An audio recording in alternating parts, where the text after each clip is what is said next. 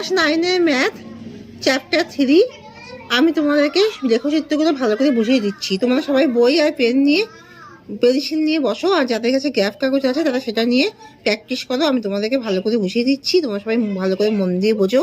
তোমরা সবাই ভালো থাকো, সুস্থ থাকো, সবাই ভালো করে মন দিয়ে পড়াশোনা করো। তোমাদের রেজাল্টটা খুব ভালো হোক, তোমাদের ভবিষ্যতে খুব উন্নতি হোক, আমি এটাই চাইছি। আর তোমরা সবাই লাইক অ্যান্ড সাবস্ক্রাইবটা দিয়ে আমাকে উৎসাহিত করো, যাতে আমি প্রচুর প্রশ্নের উত্তর লিখি সব সাবজেক্টের, আর তোমাদেরকে সব ভালো করে বোঝাই। আর ম্যাথগুলোও যদি ভালো করে বোঝাতে ইন্টারেস্ট পাই, তাই জন্য তোমরা সবাই লাইক অ্যান্ড সাবস্ক্রাইবটা দিয়ে দাও, দিয়ে তোমরা সবাই মন দিয়ে বোঝো।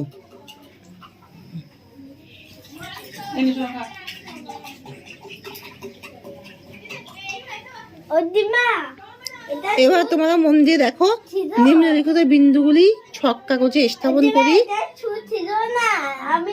নিম্নলিখিত বিন্দুগুলি ছক কাগজে স্থাপন করি ও কোথায় অক্ষের উপর বা কোন পাদে অবস্থিত তা লিখি। তাহলে নিম্নলিখিত এখানে 3.2, এখানে 3.2 নিম্নলিখিত বিন্দুগুলি ছক কাগজে স্থাপন করি ও কোথায় অক্ষের উপরে বা কোন পাদে অবস্থিত তা লিখি। এবার তোমরা দেখে নাও, ভালো করে বুঝে নাও তোমরা। এখানে কি আছে, 1 নম্বরে 3,0। তাহলে এখানে 3,0টা এটা কীভাবে হবে, এখানে হচ্ছে 3 ঘর, এখানে 0 বিন্দু থেকে 3 ঘর, 1 ঘর, 2 ঘর, 3 ঘর, 3 এখানে 0, তাই এটা হচ্ছে 3,0।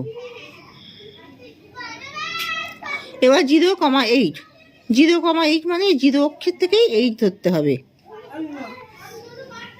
এই যে 0 অক্ষর থেকে আমরা 1 ঘর, 2 ঘর, 3 ঘর থেকে এখানে 0,3,0, তেমনি 0 ঘরের থেকে 0,8, 0,8, তাহলে 1 2 3 4 5 6 7 8, 0,8 উপরের দিকে হবে 0,8।